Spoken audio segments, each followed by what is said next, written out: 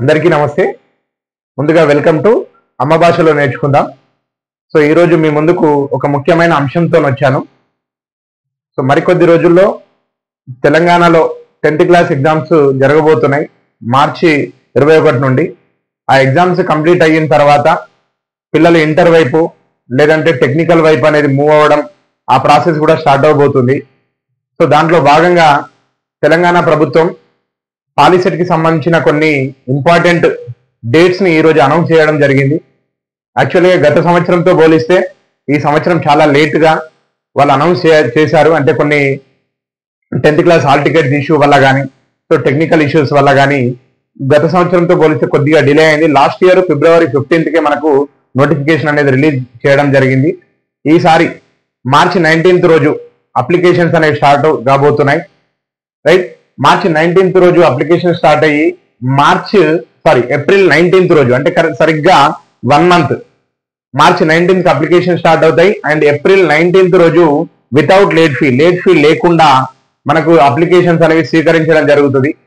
So ఈ 10th class ఎవరైతే complete చేసుకున్నారో ఆ 10th క్లాస్ లో ఎవరికైతే 35% మార్కులు వస్తున్నాయో, అంటే రిజల్ట్ రాకముందే ఈ ఎగ్జామ్స్ అనేవి జరుగుతూ ఉంటాయి. కాకపోతే కౌన్సిలింగ్ దశలో ఎవరైతే 10th ఫెయిల్ అయి ఉంటారో వాళ్ళు దీనికి ఎలిజిబుల్ కాదు. సో పాస్ అయిన వాళ్ళందరూ కూడా దీనికి మూవ్ అవ్వచ్చు. అండ్ దాంతో పాటు మరీ ఇంపార్టెంట్ విషయం ఏంటంటే పాలిసెట్ లో ర్యాంక్ రావాలి. సో అది అతి ముఖ్యమైన విషయం, అందరికీ తెలిసిందే. సో ఇక్కడ ఈ అప్లికేషన్ ప్రాసెస్ స్టార్ట్ అయిన తర్వాత దానికి సంబంధించిన ఫీజు ఎంత ఉంటుంది.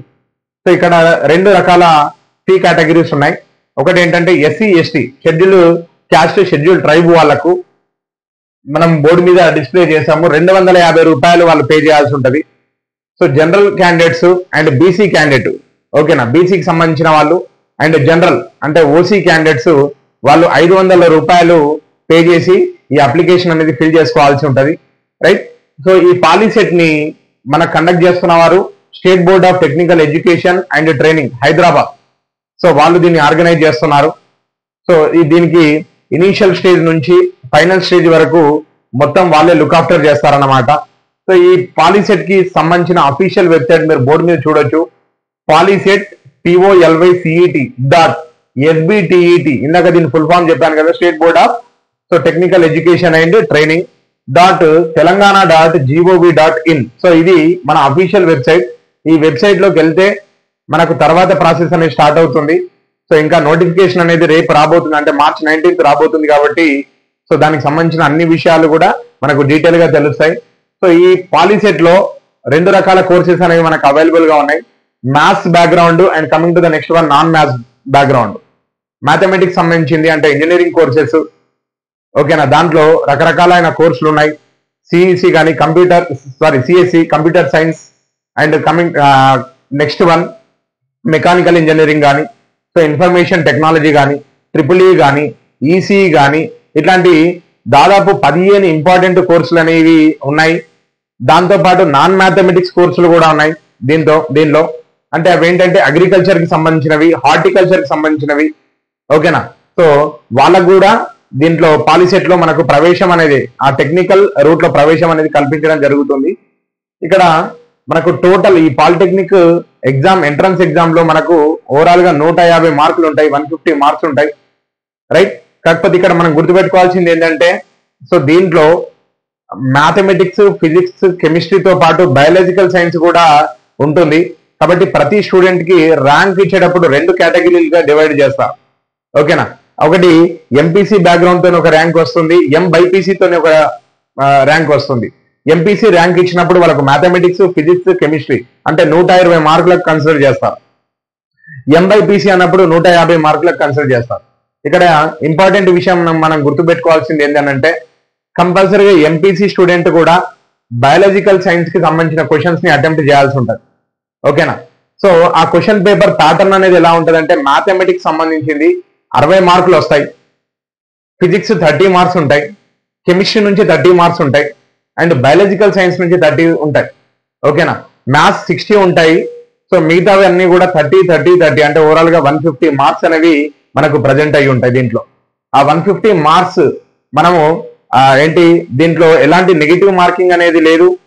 కాబట్టి ఆ ఎగ్జామ్ ప్రాసెస్ కూడా మనకు క్వశ్చన్ ఆన్సర్స్ మెథడ్ కాకుండా ఇక్కడ ఏముంటుందంటే మల్టిపుల్ చాయిస్ క్వశ్చన్స్ ఉంటాయి. ఆ క్వశ్చన్ కి 4 ఆప్షన్స్ ఇవ్వడం జరుగుతుంది. ఆప్షన్ లో నుంచి మనం ఒక కరెక్ట్ ఆప్షన్ ని సెలెక్ట్ చేసుకొని సో మనము అక్కడ టిక్ గానీ అట్లాంటివి పెట్టకుండా ఓఎంఆర్ షీట్ మనకు ప్రొవైడ్ చేస్తారు. దాంట్లో మనం బబ్లింగ్ చేయాల్సి ఉంటుంది. ఓకేనా? సో దానికి సంబంధించిన ఓఎంఆర్ షీట్ ఎలా ఉంటది అండ్ అప్లికేషన్ అనేది ఎలా ఫిల్ చేయాలనేది మనం నెక్స్ట్ వీడియోలో చూద్దాం. అది తర్వాత విషయము. And coming to the next one, ఈ పాలిసెట్ లో మనము ర్యాంక్ రావాలి అని అంటే సో మినిమం క్వాలిఫైయింగ్ మార్క్స్ అనేది వాళ్ళు డిసైడ్ చేయడం జరిగింది. ఆ మినిమం క్వాలిఫైయింగ్ మార్క్స్ ఎంత అంటే 30%. ఓకేనా? మనకు టోటల్ మార్క్స్ లో 30% క్వాలిఫైగా డిసైడ్ చేశారు. అంటే నీకు 36 మార్క్స్ అనేవి రావాలి. ఫర్ ఎగ్జాంపుల్ ఎంపీసీకి మనం ర్యాంక్ ఇస్తున్నాం, వాళ్ళు ఏం చేస్తారంటే 120 మార్కుల్లో 30% చేస్తారు ఎంపీసీ బ్యాక్గ్రౌండ్ వాళ్ళకి. సో దాంట్లో 30% అంటే నీకు దాదాపు 36 మార్క్స్ వస్తేనే నువ్వు క్వాలిఫై అవుతావు. దాన్ని బట్టే నీకు ర్యాంక్ అనేది అలాట్ అవుతుంది. ఓకేనా? సో ఇది పాలిటెక్నిక్ సంబంధించిన ముఖ్యమైన ఇంపార్టెంట్ ఇన్ఫర్మేషన్. దీంట్లో 150 మార్కులు ఉంటాయని చెప్పాం కదా. ఈ 150 మార్కులకు 150 క్వశ్చన్స్ ఉంటాయి. సో ఒక్కో క్వశ్చన్ కి 1 నిమిషం టైము, అంటే అలా కన్సిడర్ చేసుకుంటే మనకు ఈ POLYCET entrance exam time period duration వచ్చేసి 2.5 గంటలు, అంటే 150 నిమిషాల టైం ఉంటుంది. ఓకేనా? రైట్. సో అప్లికేషన్ అనేది మనం మొబైల్ ఫోన్ లో కానీ డెస్క్టాప్ లో కానీ ఎక్కడైనా ఫిల్ చేసుకోవచ్చు. మనకు ఏదైతే ఆన్లైన్ ట్రాన్సాక్షన్స్ ఉన్నాయి కదా, సో డెబిట్ కార్డు కానీ క్రెడిట్ కార్డు కానీ ఒకవేళ యూపీఐ ట్రాన్సాక్షన్స్ మనకు ఆ ఫెసిలిటీ ఇస్తాడో ఇవ్వడో ఒకసారి చూడాల్సి ఉంటుంది. Right. And coming to the next one, application fill చేసుకున్న తర్వాత మనం చేసే క్రమంలోనే మనం సెంటర్ ని కూడా మనకు నియర్ బై ఏదైతే టౌన్ ఉందో ఆ టౌన్ ని మనం సెలెక్ట్ చేసుకుంటాం. కాబట్టి ఆ నియర్ బై ఉన్న లొకేషన్ లోకి మనకు సెంటర్ అలాట్ అయ్యి సో మనం ఎగ్జామ్ రాయడానికి వీలు కల్పిస్తారు. రైట్. సో ఇక్కడ ఇంకొక విషయం ఏంటంటే సో ఆల్ టికెట్ అనేది ఇమ్మీడియట్ గా, అంటే మనం అప్లికేషన్ కంప్లీట్ అయిన తర్వాత వెంటనే మనకు ఆల్ టికెట్ అనేది జనరేట్ కావడం జరుగుతుంది. ఈ పాలిటెక్నిక్ సంబంధించిన ఈ ప్రాసెస్ అనేది వెంటనే అవుతూ ఉంటది. సో ఇక్కడ కూడా ఎగ్జామ్ అనేది ఏ రోజు ఉంది, ఇంపార్టెంట్ డేట్ వచ్చేసి May 13, 2025. ఈ అప్లికేషన్ అంతా ప్రాసెస్ కంప్లీట్ చేస్తాము. సో ఎగ్జామ్ డేట్ అనేది ఇక్కడ సో May 13, 2025. ఓకేనా? ఆ రోజు May 13th రోజు ఎగ్జామ్ అనేది పాలిటెక్నిక్ ఎగ్జామ్ అనేది జరపాలని మన state board of technical education and training వాళ్ళు నిర్ణయించడం జరిగింది. ఓకేనా? రైట్. సో ఈ ఎగ్జామ్ డేట్ రోజు పర్టికులర్ టైమింగ్స్ ఉంటాయి. నాకు తెలిసి ప్రతిసారి 11 o'clock అలా స్టార్ట్ అవుతుంది. సో 11 నుంచి మనకు 2.5 గంటలు ఉంటుంది కదా. సో ప్రతిసారి ఉండేదే. సో అలాంటి టైమింగ్సే ఉంటుండొచ్చు. మేబీ 11 కల్లా ఎగ్జామ్ స్టార్ట్ అయిపోయి ఎన్ని గంటలకు 11 to 12 1 hour, 12 to 1 that is another hour. కాబట్టి 1:30 వరకు మనకు ఎగ్జామ్ అనేది జరుగుతూ ఉంటాయి. 2.5 hours ఎగ్జామ్స్ అనేవి జరుగుతూ ఉంటాయి. ఓకేనా? సో ఇది మనకు పాలిటెక్నిక్ కి సంబంధించిన ఇంపార్టెంట్ ఇన్ఫర్మేషన్. ఓకేనా? సో హరిబరిగా ఈ పాలిటెక్నిక్ సంబంధించిన అప్లికేషన్ ఫిల్ చేయకుండా మీరు ఇక్కడ డేట్ అబ్జర్వ్ చేస్తే సో లేట్ ఫీ లేకుండా మనకు April 19th వరకు ఉంది. అంటే మీ ఎస్ఎస్సి ఎగ్జామ్స్ అనేవి April 2nd కంప్లీట్ అవుతున్నాయి. ఇంకా దాని తర్వాత కూడా టైం ఉంటుంది. కాకపోతే ఏంటంటే కొంచెం ఎగ్జామ్స్ అయిపోయినాయన్న మనం ఫ్రీ మూడ్ లో ఏం చేస్తామంటే ఇటువంటి వాటిని నెగ్లెక్ట్ చేస్తూ ఉంటాం. ఈ రోజు ఇది మనకి ఇంపార్టెంట్ న్యూస్ గా అనిపిస్తుంటది, కానీ గ్రాడ్యువల్ గా ఏమవుతాయంటే దాన్ని పట్టించుకోకుండా అవుతారు. కాబట్టి సో డేట్ అనేది మనం మైండ్ లో పెట్టుకోవాలి.